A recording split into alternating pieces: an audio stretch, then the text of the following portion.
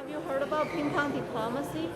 Diplomacy, I have heard about a little bit, but not enough. No, I never know. Not sure exactly, no. Do you know what ping pong diplomacy is about? If you answered yes, you just revealed your age, or you love history.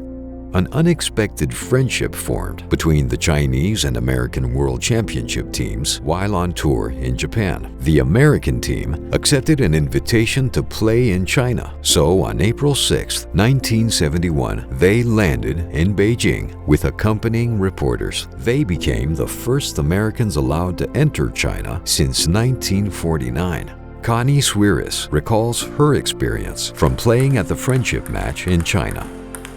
I was the reigning women's champion of the U.S., but probably I wouldn't have even hardly ranked in the world against these players. They could have beaten us very easily.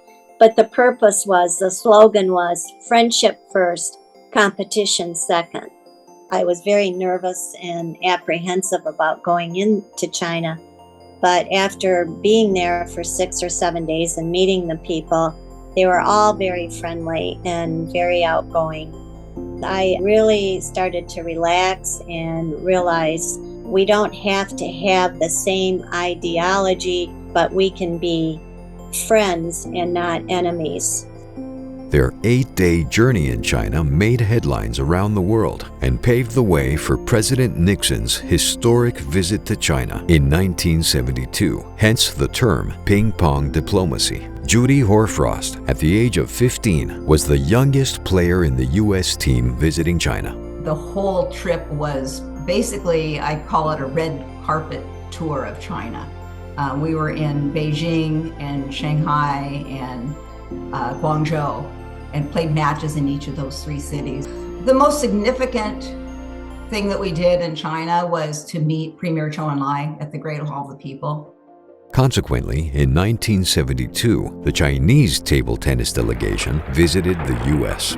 Connie's husband Dale recalls a sellout crowd with overwhelming enthusiasm. When I went out to play Liang Ko Liang for the United States, never had happened before where 10,000 people would watch table tennis. They just wanted to see Chinese people, to see what they were like. The Chinese team learned to sing Home on the Range. They also said that the biggest memory they had was to meet President Nixon. It was a really big boost for table tennis in this country. And I understand that that was a year that there were record sales in table tennis tables. I, for 2 years solid, did a lot of talking, and then we would do table tennis demonstrations. And the fact that it's not just the past, it's also the present. In commemorating the 50th anniversary of ping pong diplomacy, CGCC Chicago hosted a 2-day table tennis tournament with participants from all cultural and age groups. Being in the spirit of ping pong diplomacy, where whatever can bring us together on a human level, it's a bridge to understanding each other. In this day and age, we really, really need that more than ever. Many young players, unaware of ping pong diplomacy, learned quite a bit after playing. This was especially important because it's a friendship tournament, so I like it. Yeah. I haven't read this book, but one of my friends who travels a lot, he works for the U.S. Army, recommended me this book. It goes through a lot of the history behind the dynamics between China and the USA. So yeah, I haven't read it yet. Hopefully I'll have more to say after I do, but I'm looking forward to it. I wish to congratulate the table tennis dribbling tournament a great success. It would take another 8 years before a formal diplomatic relationship formed between the two countries. Connie met Ambassador Qing Gong at CGCC Chicago's 2022 Gala. Connie, in her team uniform, and Ambassador Qin, in his formal attire, shook hands and played a quick game in front of a large, cheering crowd, undoubtedly signifying the desire for a long-lasting friendship between China and the USA.